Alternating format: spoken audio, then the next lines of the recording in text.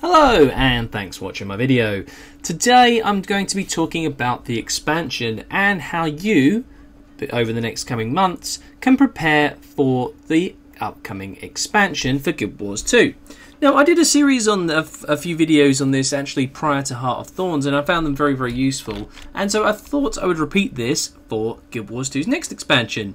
Now, I actually am recording this prior to the release of the expansion, so obviously a few things may change on this. There will be a follow-up video after this, but there are some things that we can be definitely sure of that we can prepare already. So, one of the things that we actually have in Guild Wars 2 right now that came in with Heart of Thorns was elite specializations. Now, elite specializations, the main problem we actually had at the beginning here was we had to spend hero points to unlock them. This actually took quite a while because to unlock all of these you needed to complete hero challenges in Heart of Thorns. So, if we actually look at the maps here, we had the hero points there. You can see these ones here. We had Auric Basin, Tangled Depths, and Dragon Stand. I'm on a character that hasn't actually done this particular story. So things like Verdant Brink, you can see I've completed here. There were 11 skill challenges, but the difference is they gave you 10 hero points each. They were a lot more challenging as well. So this is something that came into the game with Heart of Thorns and was a little bit challenging for people. Verdant Brink with its 10 hero points allowed you 110 hero points, which actually wouldn't be enough on its own to complete the elite specialization. For the Guardian here we have Dragon Hunter. We know there will be elite specializations in the new expansion. How can you prepare for this? Quite simply, get those hero points. Hero points are going to be extremely valuable, and if you want to unlock your elite specialization very, very quickly, then I suggest you do some more map completion. If you are on a character that doesn't have all these map completion, all these hero points, look at my character here. He's only got 7. He needs another 8 to complete Auric Basin. That's another 80 hero points. Now, we have an idea of roughly about 400, I think it'd be about 300 to 400 hero points, which would take to unlock a complete elite specialization. It was around 30 to unlock the first elite spec, and then it went all the way around.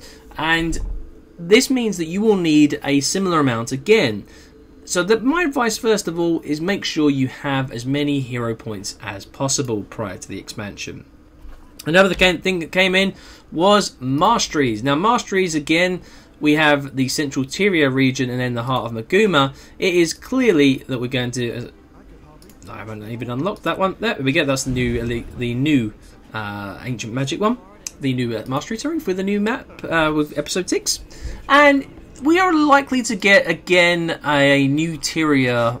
Probably if we're likely to go to the Crystal Desert, we're likely to get those Crystal Desert Masteries. And the best thing you can do is look at the achievements right now. It's unlikely that there'll be things that you can actually unlock that will help you in the game in the upcoming expansion. However, you might want to look at experience boosters, because when you are in and looking for those new masteries, experience boosters are going to be very, very useful. Things like the fireworks are very useful because they give stacking up to a certain amount of experience. You've also got your birthday booster, which gives you experience. Experience boosters, again, giving you extra experience as well. Not to mention, you can go in and go to your guild and get an extra 5% of XP from that as well. So there are a number of different boosters, and that I would highly recommend you make sure you've got experience on you, boosting up all the time. Not to mention eating foods. Things like here, as you can see, gives you 10% experience. There are 15% experience foods that you might want to consider as well. So we've looked at hero points, we've looked at masteries. These are both things that are going to be consistent with the game, that the developers have changed as the game's gone on. So we know there's going to be elite specs, there's going to be masteries, and there's also going to be most likely legendary weapons, but they're being introduced as it comes along. New legendary items, however, may still come into the game. Now, we had a different way of creating legendaries in the game for Heart of Thorns. We had the new method, which included a few different materials. the old method with the standard game, we had obviously Mystic Coins, and then we had the Gift of Might, which required a lot of the T6 materials. They changed that, and they brought in the Gift of Condensed Magic and then the Gift of Condensed Might. We have the Gift of Exploration. We still have the Gift of Insights, the Bloodstone Shard. I imagine you might still probably need the Gift of Exploration, so if you don't have any of those, it's worth completing the map again. So that's just something else, that's some of the other features that are likely to come into the game. Again, we're looking at PvE at the moment. There are other game types, but we're going to come on to those a little bit later. It's likely that a lot of you may decide to create new characters. Tomes of Knowledge and Writs of Experience, along with these experience scrolls, are also very, very useful in leveling up multiple characters very, very quickly. You may want to buy additional account because, again, you also have a daily bonus which you get every day, funny enough, but it's a way of making gold. If you create another account, then that's something you might want to be aware of as well. Obviously you can't transfer Tomes of Knowledge or Writs of Experience. So those are something you might want to keep an eye on as well to help create new characters that you might be able to level up quite quickly. Materials are another way that you can actually earn and prepare yourself. There is likely to be a lot of new resources. Now, there's going to be a lot of new materials come into the game. If you look at here, these actually up to this point here, all of this bar we can see here, this was all in Guild Wars 2 originally. The materials that came in was everything after this. So pouches of dyes, flax fibers, hearts of flax seeds, they all came in with Heart of Thorns. The same again when we look at the intermediate crafting materials. All of these, bar the guild materials and the section here, blade shards were already in, as was piles of coarse sand. But the rest, these 6 items, they came in with Heart of Thorns. So this is something that you won't be able to achieve too much, but by preparing yourself, because who knows what recipes are going to be developed this time. We don't know. And the same for this section here, the advanced crafting materials. This section here came in, we had the Evergreen and the Mordrum Slivers.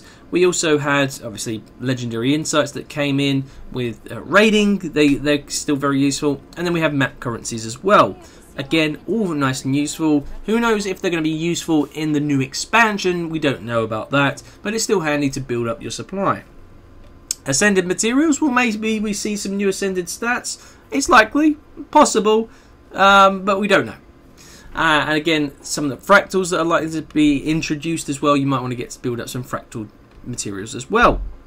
All the gemstones and jewels, these beryl orbs, these rocketed in price recently within the episode 6, because in episode 6 we got the new legendary trinkets, as well as 2 legendary weapons, so that's why these suddenly went up in price.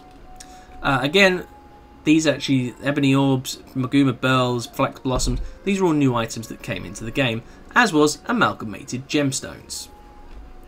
So we had a few new recipes, new foods that came in as well, things like, which ones did we have? We had, I think it was, oysters came in with the latest episode, but we had a few different foods that came into the game, and again, that's something you might want to consider getting ready for.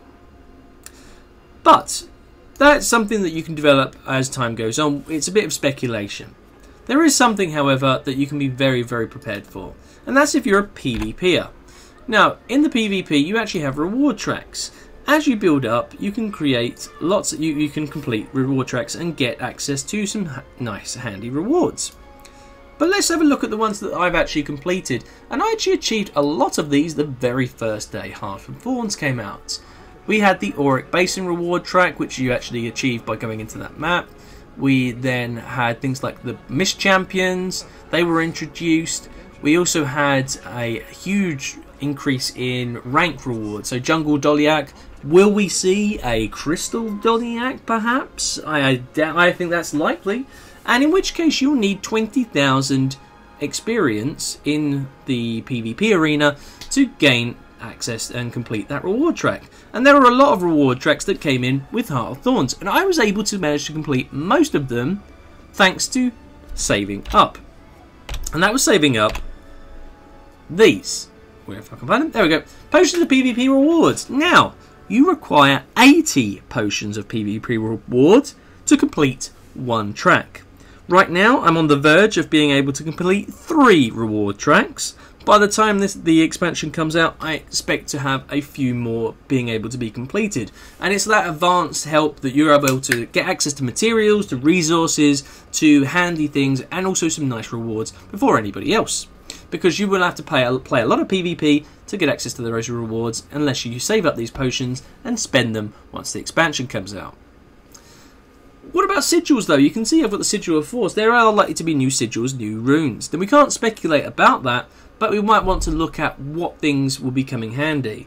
Sigil of Force could be very, very useful, as could condition damage builds. Perhaps toughness might come into it. We're not too sure on stats. So again, speculating on sigils and runes are easy to do, but may not pay off the right rewards. So these are some of the different things that you might want to prepare yourself, along with certain foods, again, as I mentioned earlier, that give you XP. There are things that give you magic find. There are things that give you just little boosters that can help you prepare yourself. There's no point spending it right now when you can save it up and get a massive head start with the expansion. When we come to World versus World, it is a bit more tricky because, again, you can save up for those World versus World rewards in the same vein that you can save up for PvP by having saving up your World versus World potions, because we're likely to get some new rewards coming in with World versus World. But for myself, there isn't too much. I don't know whether or not we're going to get some new different types of siege. We're not too sure on that. So we'll have to see. That may change. Again, this is being recorded prior to the expansion announcement. So that has a lot of different ways in which you can prepare for the expansion for the Guild Wars 2. I'd recommend saving up some of your resources, and again, look at when the expansion's coming out. That will give you a nice time frame to gauge what resources you want to get, what one you want to save up, and what you might want to spend on, because you think, oh, it's quite a long time, I'm going to spend that right now. For me, what I've been doing, I've been getting some legendaries together so that I can actually put these on some characters, because we know that the elite specializations get access to new weapons. For example, Thief might get access to a rifle, in which case I already have the Predator handy there. So that's something, again, you would look to consider, and what weapons you might want to start looking at, what legendary weapons could go well with a new elite spec. Look at your gear. My characters, I actually have prepared a character. I'll show you actually right now. This is a character I created, well, I say prior to Heart of Thorns. I built him prior to Heart of Thorns. I got the gear and every resource ready for my Revenant. And I looked at the Revenant prior to Heart of Thorns being released, so I built my character beforehand. I created Ventari's gear. Now Ventari's gear, it turns out, after they made some changes, wasn't too valuable in the end. So here we can see, this is everything that I created beforehand. I got this guy souped up as high as he can be. See, toughness, vitality and healing power. I got resilient agony infusions. I did everything. Unfortunately, he isn't too much useful now in raids, but it's still nice to show that you can actually create these characters ready for Heart of Thorns. Look at the different stat sets that you might want to have. Is a Necromancer going to be a healer like Ranger became? Might you want to get your gear ready for that? Is a Warrior suddenly going to be able to use daggers? You might want to get a couple of legendary or ascended daggers, be it DPS or Condi. Who knows? This is something you might want to prepare. And once the expansion announcement's been made, you will be able to do this much more easily. I hope this has been a nice guide for you and to give you some ideas. As I said, there's many more things that can happen, and we're going to talk about those over the next coming months. But I hope this has been useful for you, and I'll catch you on the next video. Thanks for watching. Raids, PvP, legendary weapons, how to make gold in Guild Wars 2, and Mike I Talk. Please use these links below to help support my channel, and I'll keep producing content you enjoy.